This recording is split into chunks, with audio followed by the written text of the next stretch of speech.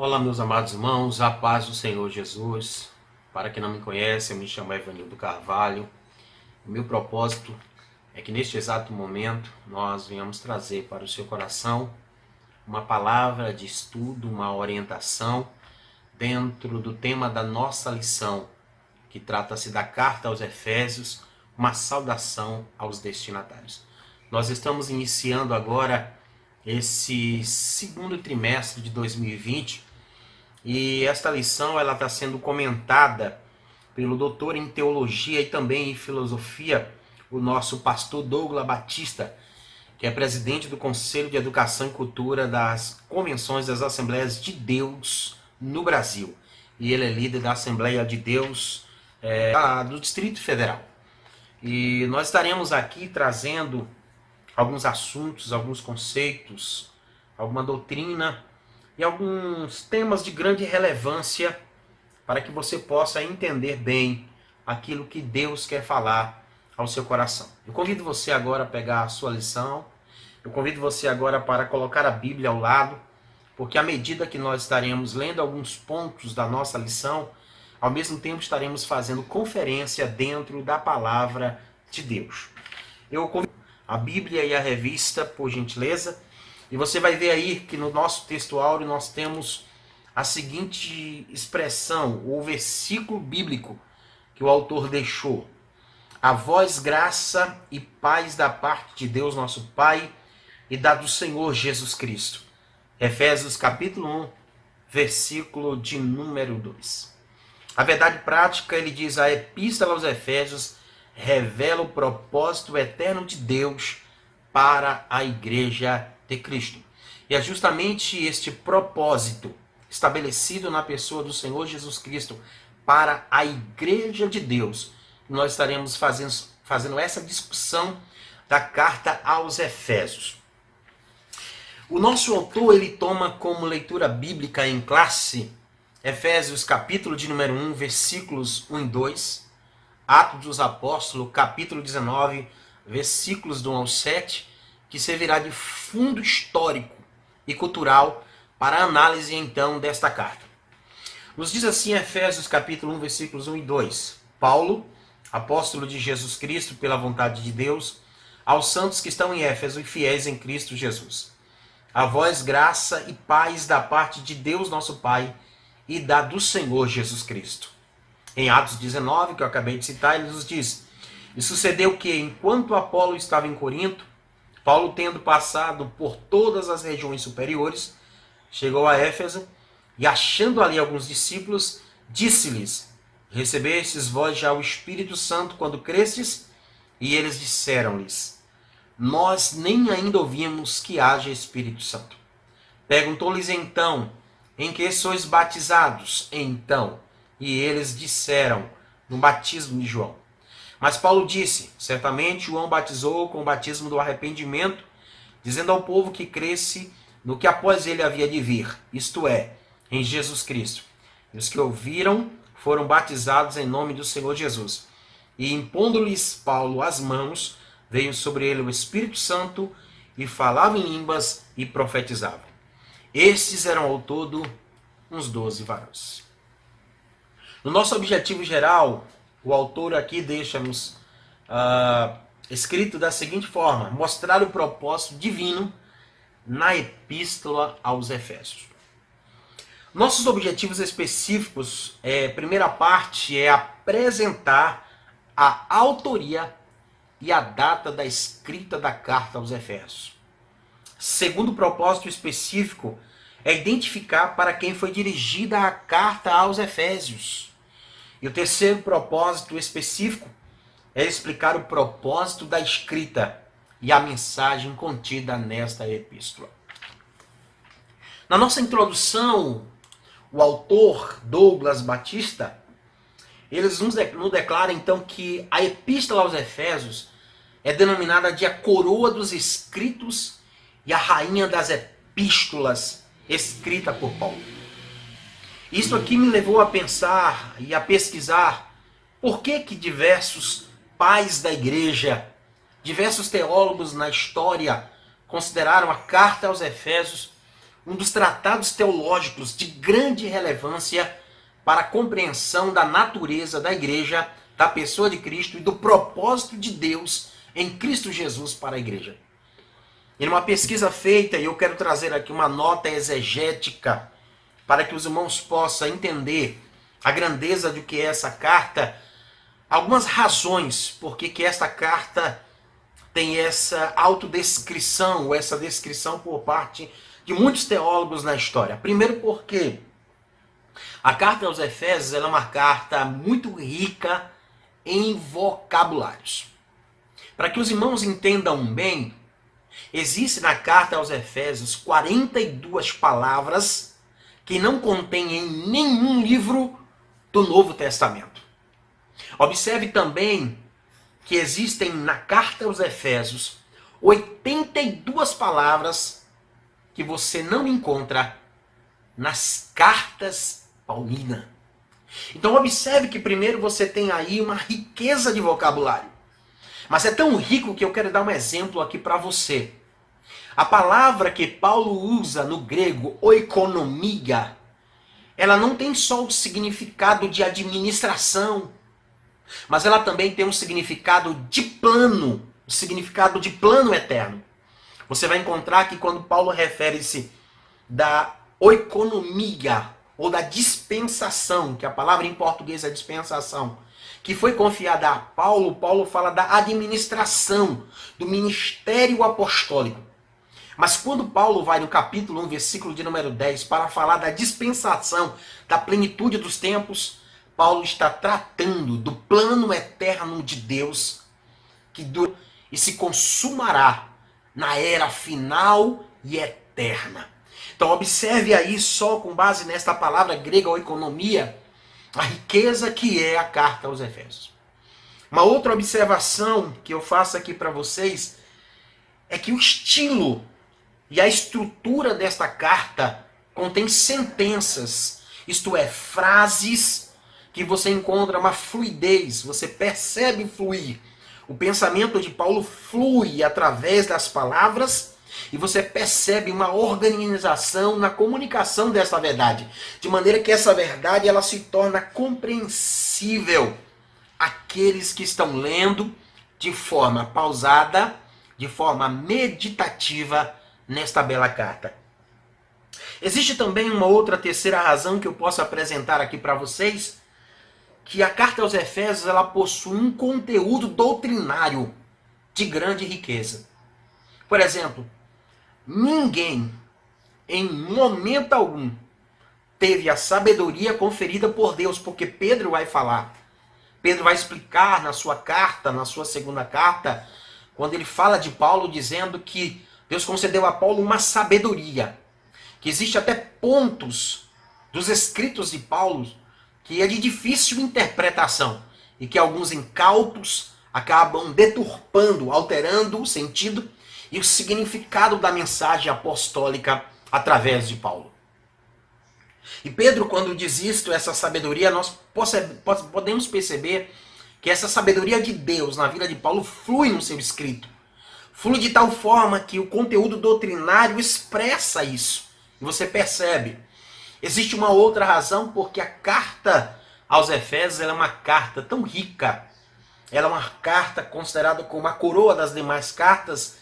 É por ter sido uma carta escrita em grego. Mas um grego bem elaborado, utilizando de textos, não do Antigo Testamento hebraico, mas do Antigo Testamento grego chamado Septuaginta.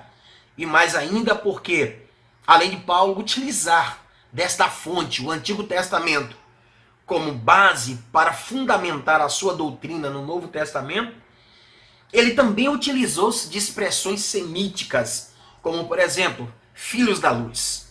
Filhos da luz era uma expressão que antes era usada exclusivamente para os judeus. Os essênios, por exemplo, eles faziam essa separação entre filhos da luz e filhos das trevas, para referir-se aos judeus convertidos e para referir-se aos ímpios, os gentios não convertidos.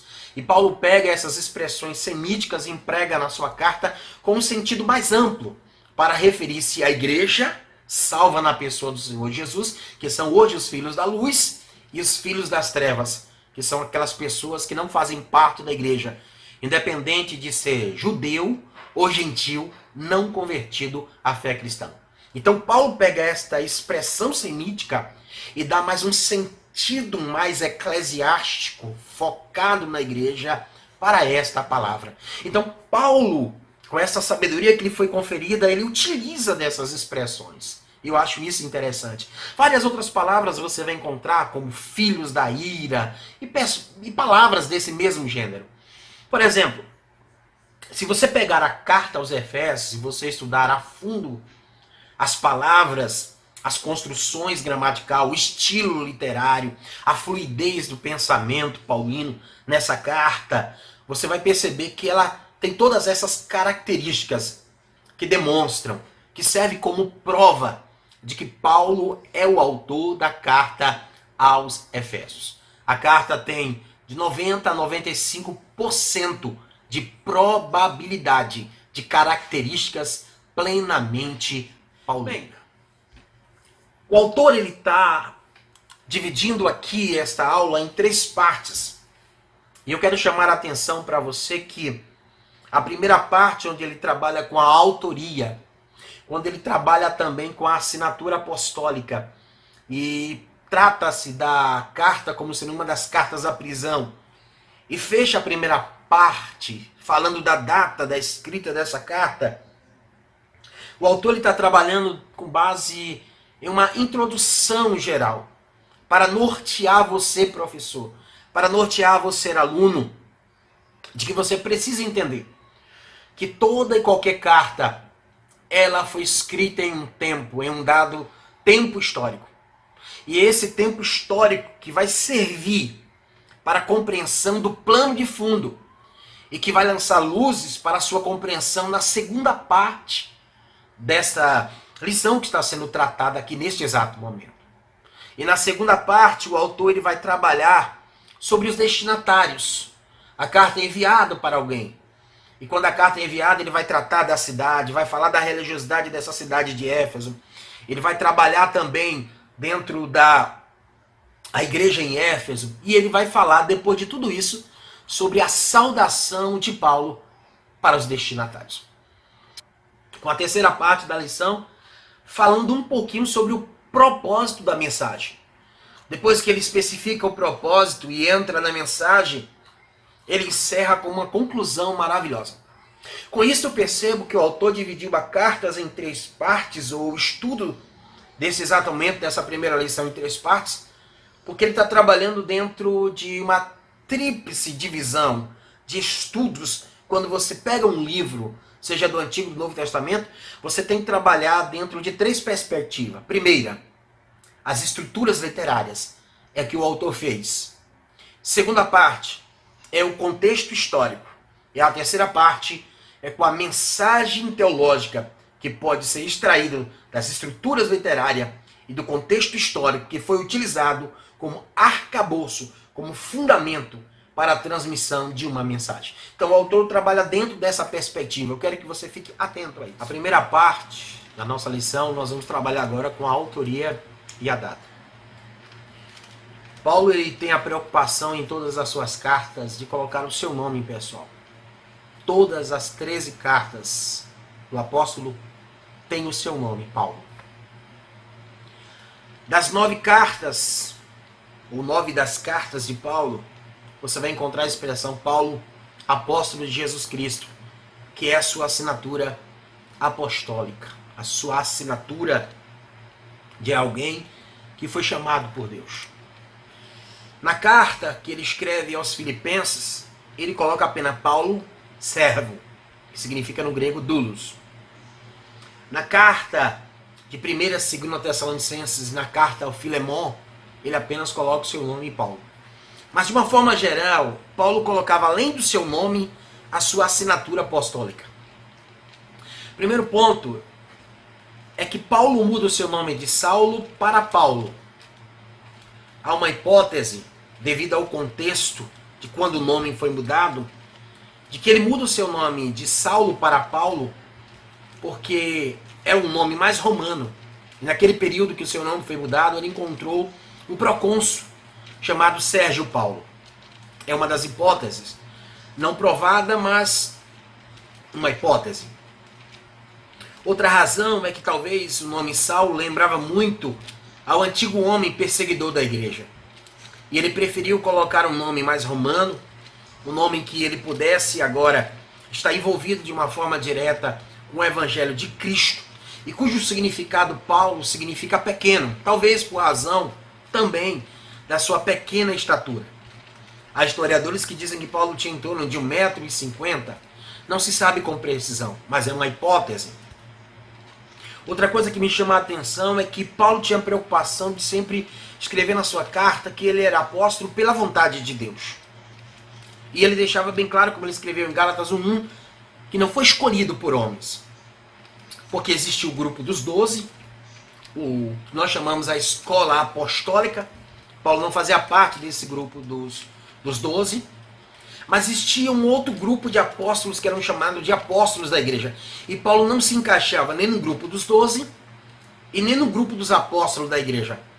Paulo ele queria deixar bem claro que, embora não fazendo parte nem do núcleo dos 12 e nem dos apóstolos da igreja, que eram os embaixadores da igreja que levavam cartas, que levavam ofertas, que levavam contribuições financeiras aos mais carentes e pregavam o evangelho em outras terras, em nome da igreja. No entanto, Paulo estava ali para representar a pessoa de Cristo e tinha autoridade apostólica suficiente para ser um homem que traria a coluna doutrinal da igreja. Então ele tinha essa preocupação. Talvez pelo fato de que o evangelho que ele foi confiado e ele apresenta no primeiro concílio, no ano 49 depois de Cristo, lá em Atos capítulo de número 15, e também de um incidente outro que ele deixa bem claro e ele recapitula quando ele diz em Gálatas capítulo de número 2, que no encontro que ele teve em Jerusalém com Tiago, com Pedro e João, ele expôs o seu evangelho pelo qual o Senhor Jesus Cristo lhe havia revelado. Evangelho esse que preparava e capacitava Paulo para ser o apóstolo dos gentios. Tiago, Pedro e João, compreendendo então esse tipo de evangelho, o evangelho que apresenta a salvação em Cristo Jesus para os gentios, que juntamente com os judeus formaria a igreja de Deus, foi que eles estenderam a destra de comunhão e deram apoio a Paulo no seu chamado apostólico. A carta aos Efésios, juntamente com a carta aos Filipenses, Colossenses e a Filemon, elas são consideradas cartas da prisão. Se vocês estudarem todas essas cartas, você vai perceber que aos Efésios, no capítulo 3, versículo 1, Paulo está dizendo, eu, Paulo, preso do Senhor. No capítulo 4, versículo 1, ele vai dizer, eu, o preso no Senhor. No capítulo 6, versículo 20, ele vai dizer, eu sou embaixador em cadeias. Mas quando você vai para Filipenses, Paulo vai deixar bem claro que ele também está preso. Você vai também para Colossenses e para a carta a Filemon, Paulo também está preso. Então essas cartas elas são consideradas cartas da prisão. Das 4 cartas citadas, 3 delas nós temos prova suficiente de que elas foram escritas no mesmo período. E eu quero trazer aqui para vocês essas 2 provas. Primeiro, a primeira prova ela é chamada prova testemunhal. Tíquico era o portador de 2 cartas. Pelo menos das 4 citadas aqui agora, Tíquico era portador de 2.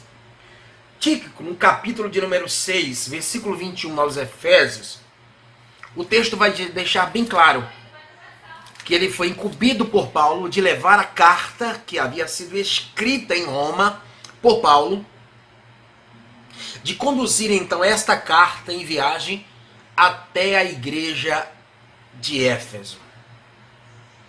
Você vai encontrar também em Colossenses capítulo 4, versículo de número 7,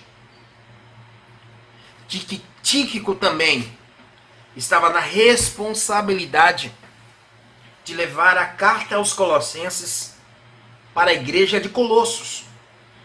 Tíquico era a primeira prova testemunhal, isto é, a primeira testemunha viva de que levava as cartas e entregavam à igreja, entregava ao pastor da igreja em nome de Paulo. Então já temos aí uma prova testemunhal. O mesmo portador citado em aos Efésios é citado também na carta aos Colossenses. Quando você faz a leitura desses textos que eu acabei de citar aqui agora, e eu quero fazer essa leitura com vocês, Efésios 6, 21, juntamente com Colossenses 4 e o versículo de número 7, nós vamos ver que até a construção gramatical é muito semelhante. O capítulo 6, versículo de número 21 aos Efésios, Paulo escreve assim: e para que saibais também a meu respeito, e o que faço, de tudo os informará Tíquico, o irmão amado e fiel ministro do Senhor. O 22, foi para isto que eu vos enviei, para que saibais a nosso respeito, e ele console o vosso coração. Quando você chega na carta aos Colossenses, no capítulo de número 4, versículo 7, observe aqui a semelhança, versículo 7 e versículo 8 de Colossenses. Observe a semelhança nessa construção gramatical. As palavras são similares. O que eu acabei de ler agora em Efésios, parece que cá em Colossenses é repetido. Aqui nos diz em Colossenses 4, 7, 8. Quanto à minha situação, Tíquico, irmão amado e fiel ministro, e conservo no Senhor, de tudo os informará. Eu vos envio com um expresso propósito de vos dar conhecimento da nossa situação e de alentar o vosso coração. Observe aí que, tanto aos Efésios quanto a Colossenses, a construção gramatical é a mesma, as palavras são as mesmas que ele usa na conclusão das duas cartas. Lembrando que a carta aos Colossenses foi escrita primeira do que a carta aos Efésios.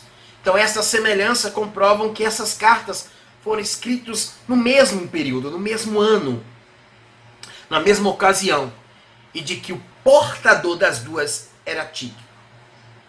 E nós encontramos também Tíquico tendo participação, como 2 Timóteo 4,12 deixa bem claro que Tíquico estava na responsabilidade de levar uma carta até as mãos de Timóteo, a segunda carta para Timóteo, e de informar a situação de Paulo na prisão também para Timóteo, que era e que se tornou também o pastor da igreja de Éfeso. E ele vai dizer isso, Paulo vai dizer isso lá em 1 Timóteo, que ele deixou Timóteo em Éfeso para ensinar, para instruir aquela igreja. Ora, era uma igreja que havia sido instruída por Paulo durante 3 anos. 3 anos ininterruptos do ministério de Paulo foi na igreja em Éfeso. Paulo agora escreve uma carta de uma profundidade incrível. E depois escreve uma carta pessoal para Timóteo e diz para Timóteo, no capítulo 4, versículo 13, persiste em ler e exortar até que eu vá. Porque ele tinha esperança de ser liberto da prisão e poder ajudar e dar continuidade à sua pregação na igreja de Éfeso, de participar ainda de forma ativa naquela igreja. Mas eu quero voltar à questão aqui. Tíquico estava envolvido, como sendo portador de diversas cartas de Paulo. Então isso nos leva à compreensão de que estas cartas e outras mais foram escritas em períodos muito próximos. A carta aos Efésios, por exemplo, ela é considerada como escrita entre o ano 61 e 62 depois de Cristo. A carta aos Colossenses, no mesmo período, com um adendo de que esta carta tenha sido escrita primeiro, de forma que para alguns a carta aos Efésios ela se torna uma explanação mais longa do que a carta aos Colossenses. Mas há algumas nuances, algumas diferenças, porque enquanto Colossenses, Cristo é o mistério de Deus revelado para nós, cá o mistério que Paulo diz que foi revelado é a união de judeus e gentios para a formação do novo povo de Deus, que é a igreja.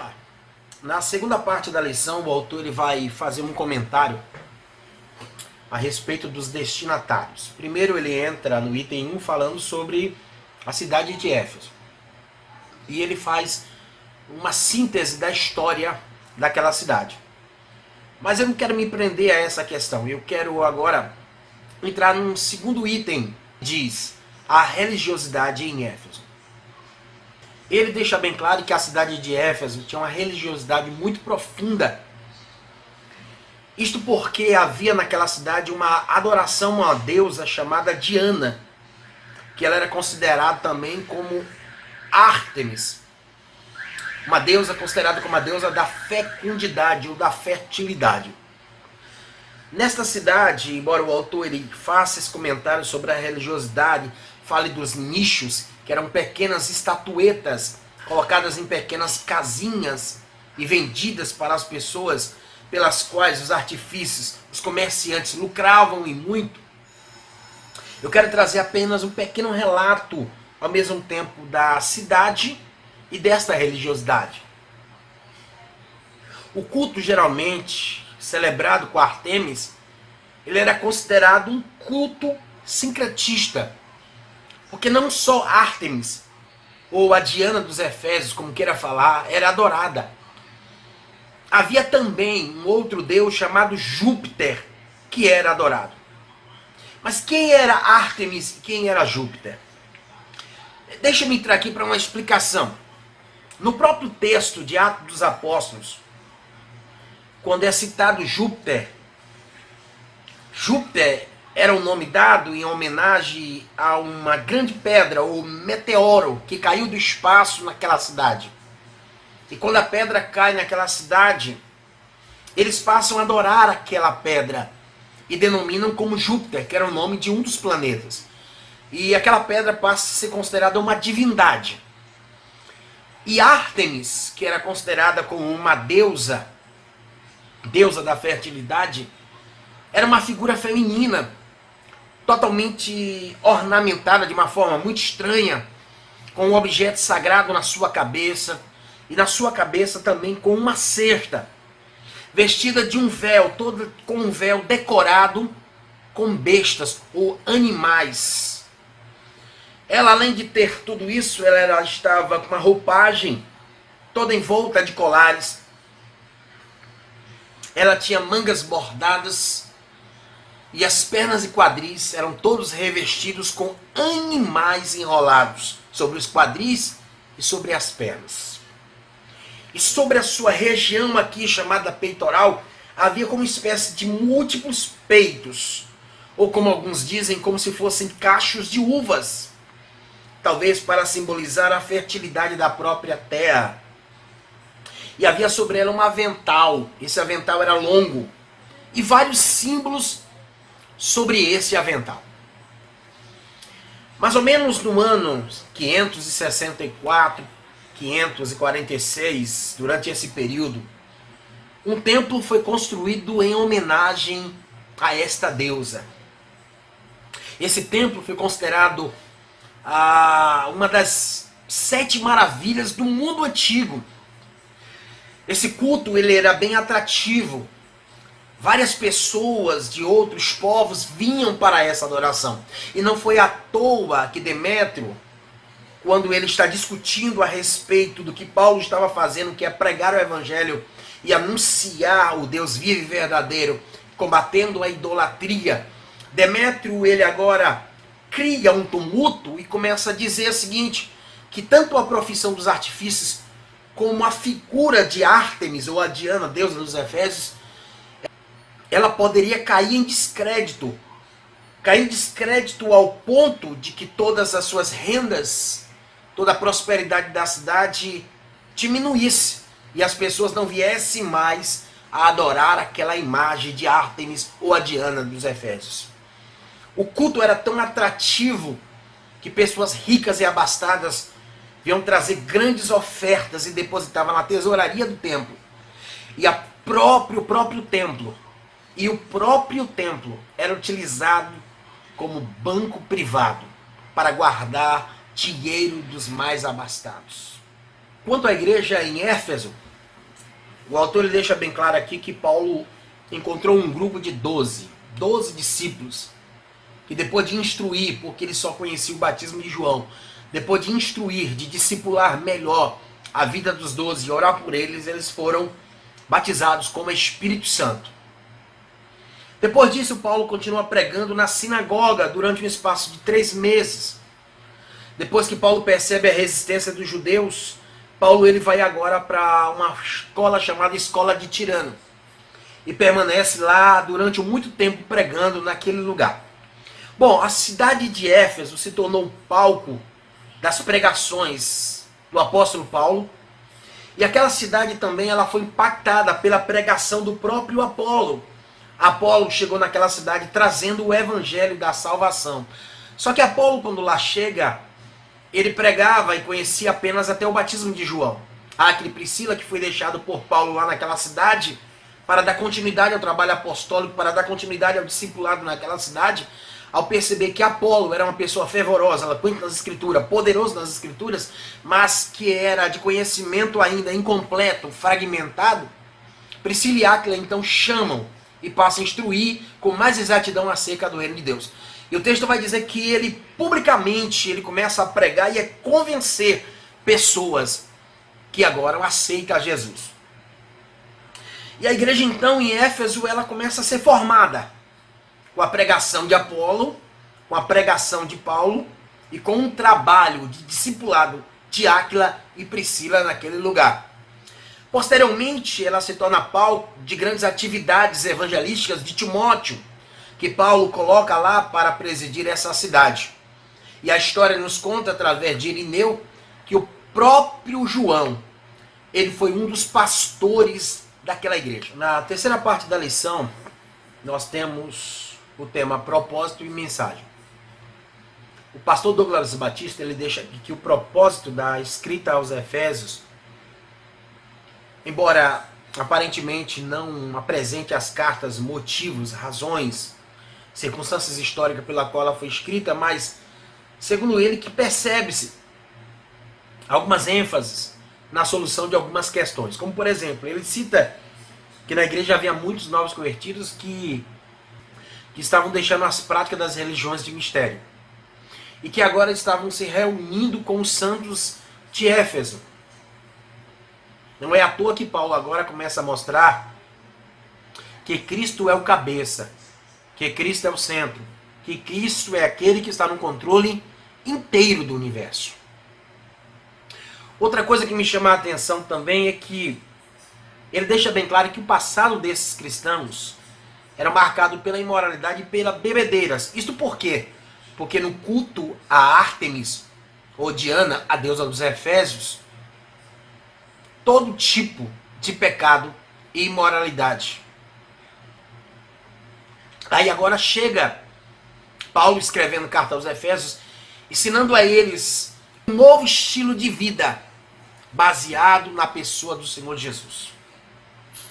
Ele também fala que um dos propósitos de Paulo era corrigir a divisão, possível divisão, melhor dizendo. Ele chega a dizer que uma das preocupações de Paulo era com a unidade e a paz entre judeus e gentios. Primeiro porque lá em Éfeso existia uma colônia judaica. Era uma metrópole, como nós já citamos, com mais de 500 mil pessoas. E havia uma quantidade enorme de judeus que eram da dispersão e que estavam residindo lá em Éfeso. E esses judeus que lá viviam, eles conviviam com os gentios. E ao se converterem à fé cristã, eles tinham que entender que em Cristo as inimizades, as barreiras étnicas e culturais, elas são quebradas. Então Paulo começa a falar justamente da unidade destes dois povos para formar um novo povo que é a igreja de Deus. O autor ele chega a citar aqui na parte da mensagem, no item de número 2, que ele diz que duas são as temáticas da carta aos Efésios. A primeira é que Jesus Cristo é a cabeça. E segundo, que a igreja é o corpo. Mas eu quero fazer aqui um adendo em relação a esta fala dele. Eu quero acrescentar além do que ele escreveu.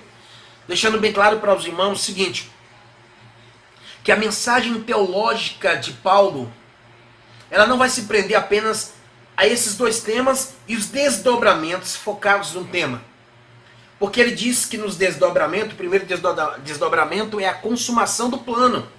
O plano eterno de Deus na pessoa de Jesus Cristo, a atuação do Espírito Santo e a reconciliação dos povos por intermédio da cruz de Cristo, a revelação do mistério da vontade de Deus pela obra do Espírito Santo e um novo estilo de vida baseado na unidade e na comunhão com o Espírito Santo na frutificação, na adoração e na intercessão. Então ele deixa isso aqui como desdobramentos, mas eu quero trazer aqui alguns adendos falando que a mensagem teológica de Paulo aos Efésios começa primeiro com uma declaração. E essa declaração é dizer que a igreja ela é abençoada e está abençoada nas regiões celestiais em Cristo Jesus. E quando ele começa a fazer essa declaração, ele explica por que a igreja ela é e está abençoada em Cristo Jesus. Primeiro porque ele quer deixar claro que houve uma pré-ordenação do Pai. Que a igreja não foi um plano B, como eu disse anteriormente, um plano secundário. Que a igreja já estava no plano da salvação desde a eternidade. Que o Pai pré-ordenou todas as coisas. Que o Pai planejou de forma antecipadamente a salvação das pessoas, a salvação de um grupo de pessoas, a salvação de um grupo de pessoas que formaria a igreja. E isto com base na eleição e na predestinação. Está lá no versículos 1 a 4 de Efésios capítulo de número 1. Você vai encontrar também que Paulo vai falar agora da segunda etapa, de que houve uma execução desse plano pelo Filho, através do plano redentor histórico, efetuado ou efetivado na cruz de Cristo. Está lá no versículos 7 a 9, 11 a 13 de Efésios capítulo de número 1.